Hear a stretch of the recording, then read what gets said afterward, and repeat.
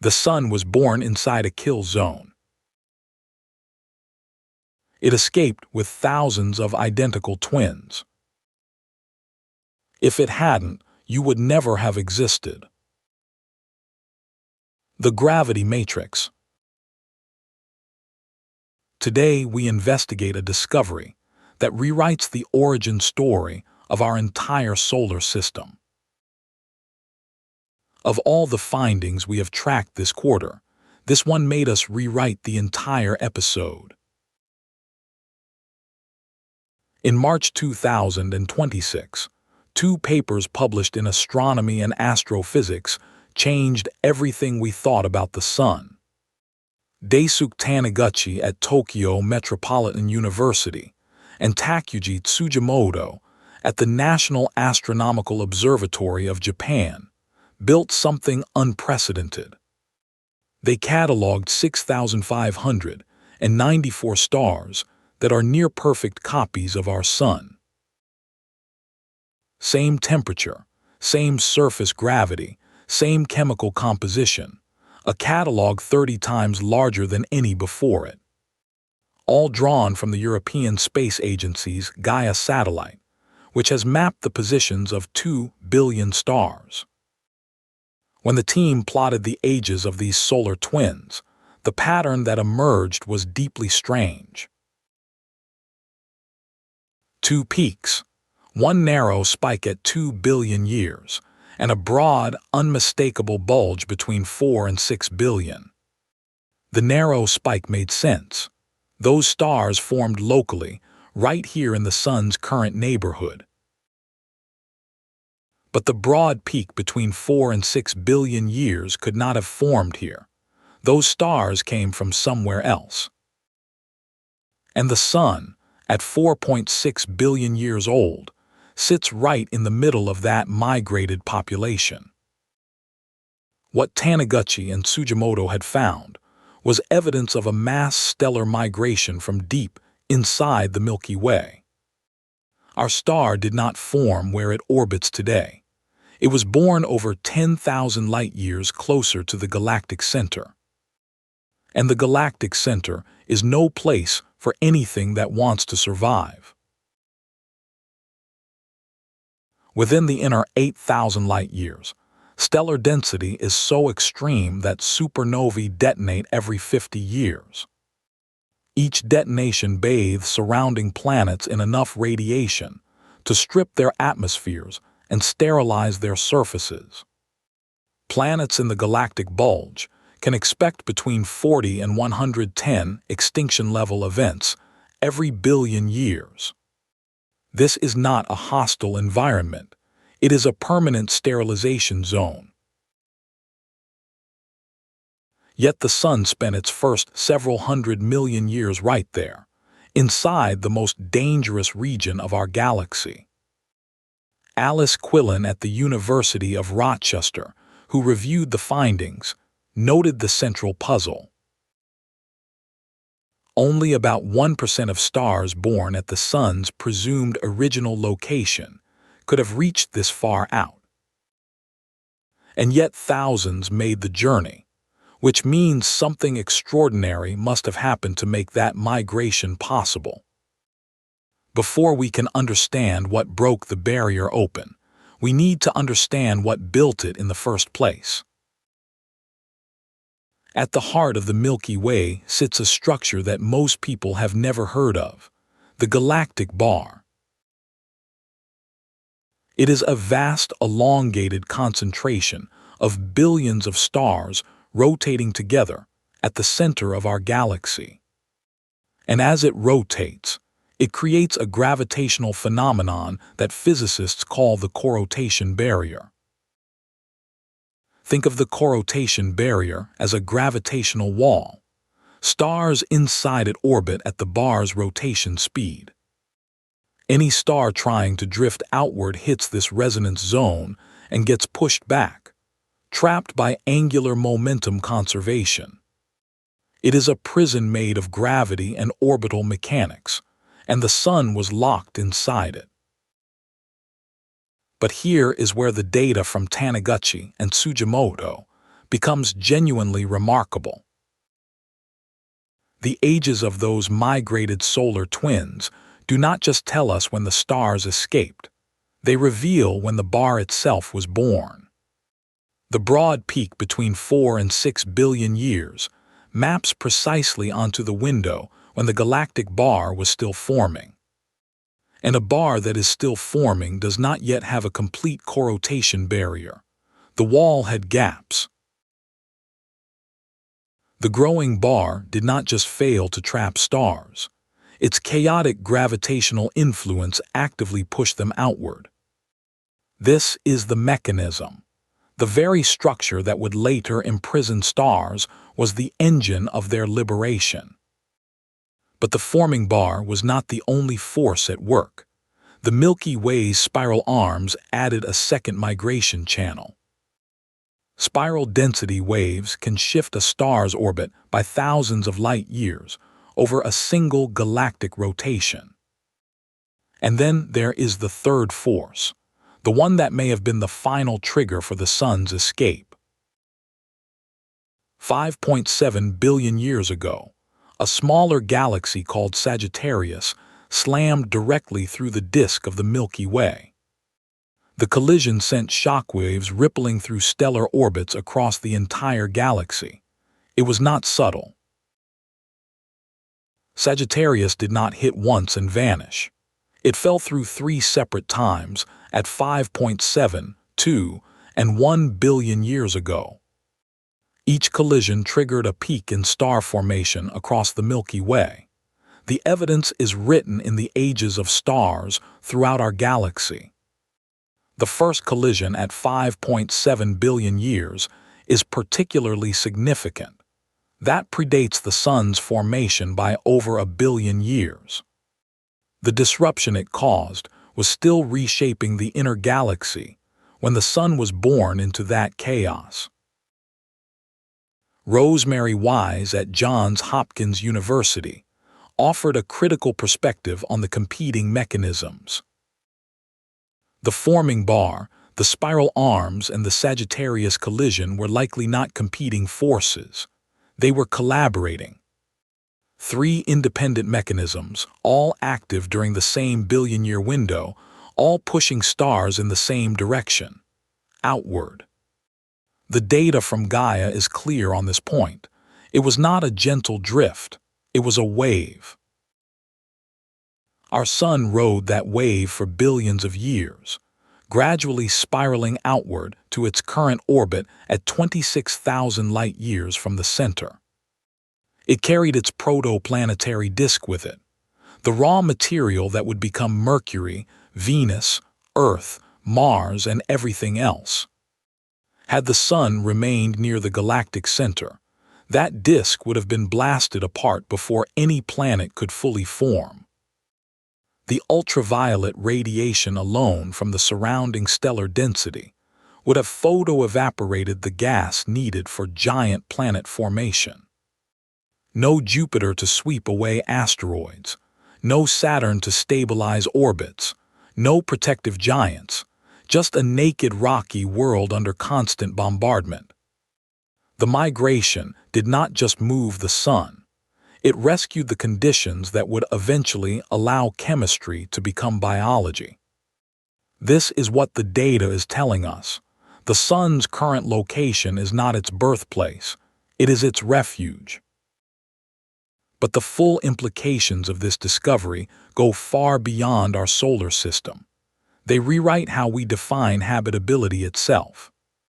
For decades, astrobiologists drew the galactic habitable zone as a simple ring around the Milky Way's center. Too close to the center, radiation kills everything.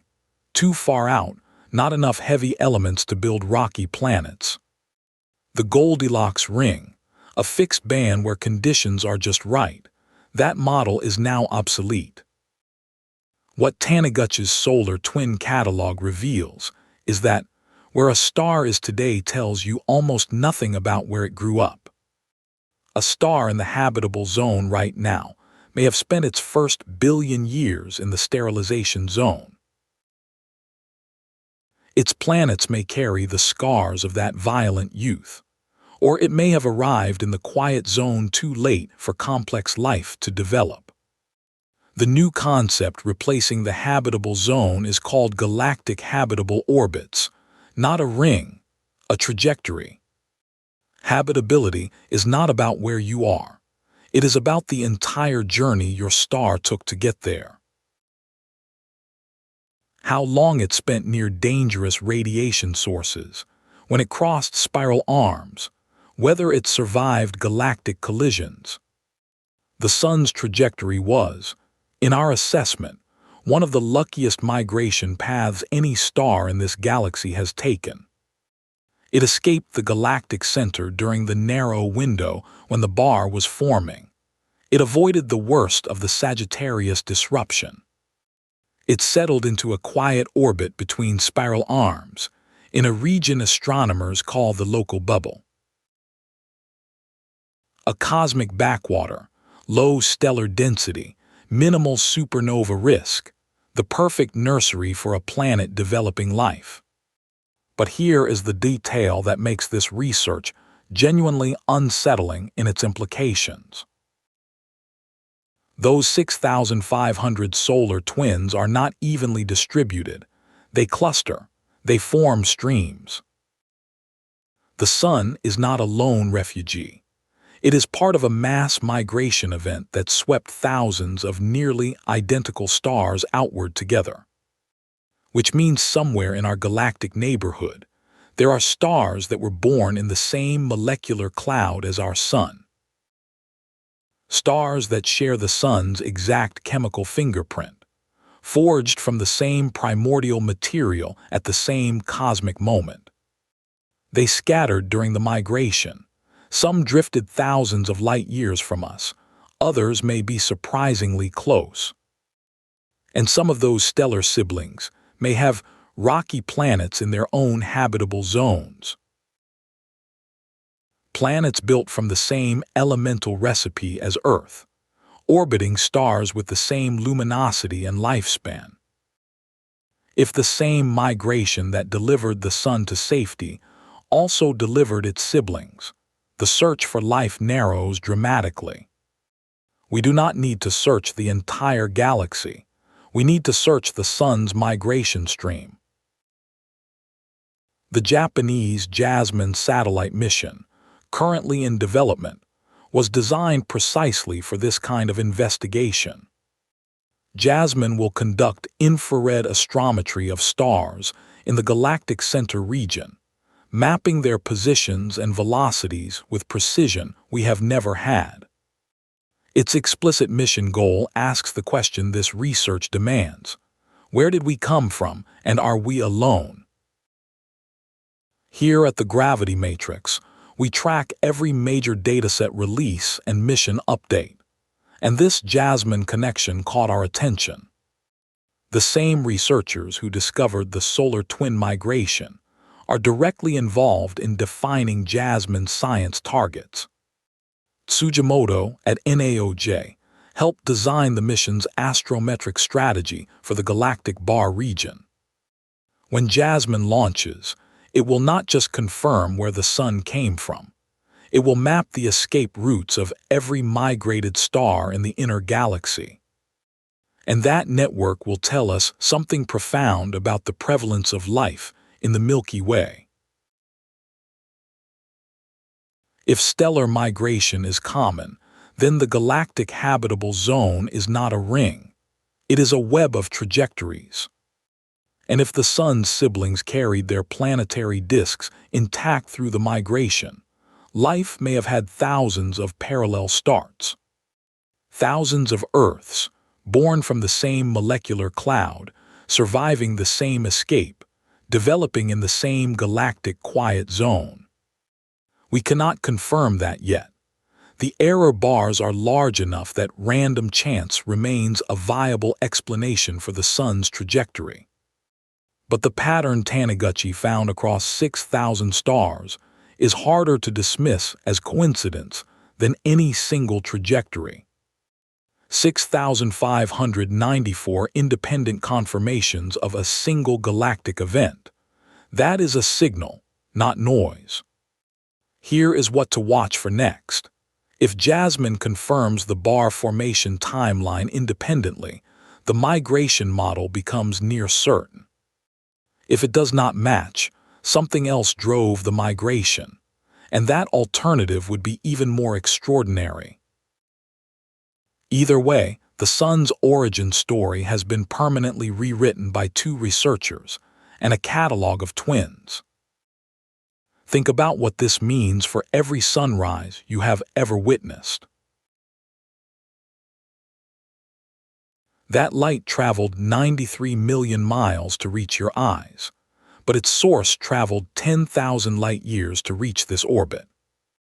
The iron in your blood was forged in a star near the galactic center, carried outward in a migration that took billions of years. The calcium in your bones crystallized from elements manufactured in a stellar nursery that no longer exists.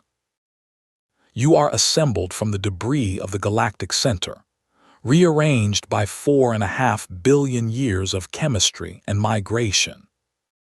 The Gaia satellite has now given us a catalog that makes that connection measurable, not poetic, quantifiable. We know the Sun's approximate birth radius. We know the migration window. We know the forces that drove it. And we know that if any one of those forces had been slightly different, Earth would not exist. No bar formation at the right moment, no Sagittarius collision at the right angle, no spiral arm at the right phase. The margin between existence and oblivion was a galactic bar that formed at exactly the right speed. Not too fast, which would have closed the barrier before the Sun could escape. Not too slow, which would have never pushed stars outward at all. We are the product of a galaxy that accidentally built an escape route at exactly the right moment in its own construction. Taniguchi and Tsujimoto did not just discover where the Sun came from. They discovered why we are here at all. Every organism on this planet owes its existence to a mass migration that happened before the Earth was even formed. A migration triggered by a colliding galaxy, enabled by a forming bar, and confirmed by a satellite mapping 2 billion stars. The next time you look up at the night sky and find the Milky Way's bright center, you are looking at the place your Sun once called home. A violent, brilliant, lethal place, and you are made of its escaped material. The universe did not place us gently in a safe corner. Our star fought its way out of a gravitational prison. And in doing so, it carried the raw ingredients for everything that would ever think, or wonder, or look back at the stars. If this discovery reshaped how you think about the Sun, share this with someone who still thinks our star had an ordinary life. Subscribe to the Gravity Matrix for the next data release. We will be watching when Jasmine turns its infrared eye toward the galactic center.